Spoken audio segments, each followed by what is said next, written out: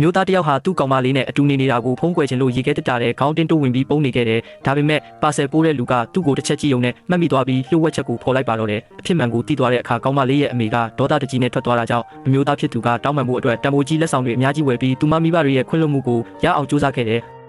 ဒါပေမဲ့အိမ်ထဲကိုဝင်ချင်းမှာပဲကောင်မလေးမိကသူ့ကိုဆဲဆိုချိန်မောင်းပြီးမလိုလားကြောင်းပြက်ပြက်တသားပြောဆိုခဲ့တယ်ဒီတော့ကောင်မလေးကသူကဒီအတိုင်းထမင်းလာစားတာပဲလေဒီလိုမျိုးအဆက်မပြတ်ဆက်ဆံစရာမလိုပါဘူးဆိုပြီးကြားကဝင်ရှင်းပြရတာပေါ့သူမအဖေကလည်းအခြေအနေကိုထိန်းတဲ့အနေနဲ့ရေးစားကိုအိမ်ဦးဆုံးအချိန်ခေါ်လာတာအရေးကြီးတဲ့ကိစ္စပဲငါတို့ကိုကြိုပြောထားတင်တာပေါ့လို့ပြောပြီးထမင်းဝိုင်းပြင်ဖို့ထားလိုက်ပါတယ်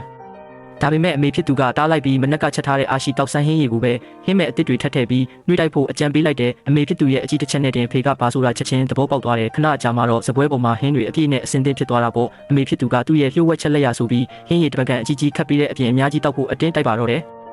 မျိုးသားကလည်းမတောက်ချင်ပေမဲ့အာနာတာနဲ့ပဲအရသာရှိလိုက်တာလို့ပြောပြီးအာရှိဟင်းရည်တွေကိုအများကြီးတောက်လိုက်ရတယ်အမေဖြစ်သူကအားမရသေးပဲဖေကိုအချက်ပေးလိုက်ပြန်တဲ့အဖေဖြစ်သူကလည်းအရေးကဲသည့်တဲ့အတိုင်းနှစ်ရှည်လာများနှက်ထားတဲ့အရက်ပလင်းကိုထုတ်လာပြီးတမက်လောင်းလေးနဲ့တောက်ရမယ်ဆိုပြီးတစ်ခွက်တည်းနဲ့မောချလိုက်တဲ့အမျိုးသားလည်းမငင်းရတာနဲ့တစ်ခွက်အပြည့်လိုက်တောက်လိုက်ရတာပေါ့သူရီစားကတော့သူမအမျိုးသားအရက်မတောက်နိုင်တာသိလို့ဆက်တောက်ရင်မူးကုန်တော့မယ်ဆိုပြီးထားရှာပါတယ်တကယ်တော့အမေဖြစ်သူရဲ့ရည်ရွယ်ချက်ကသူမူးသွားရင်တည်းကအမှန်တရားတွေကိုပြောလာအောင်လို့ပါဒါနဲ့ပဲသူတို့နှစ်ယောက်အပြတ်တက်တောက်ကြပါတော့တယ်မထင်မှတ်ပဲအဖေဖြစ်သူကလည်းအရက်တိတ်မတောက်နိုင်တာကြောင့်ခဏလေးနဲ့တင်မူးပြီးရိုင်းတိုင်ဖြစ်လာတယ်ဒီတော့အမေကသမီးဖြစ်သူကိုအမူးပြေးဆေးသွားဝယ်ခိုင်းလိုက်ပါတယ်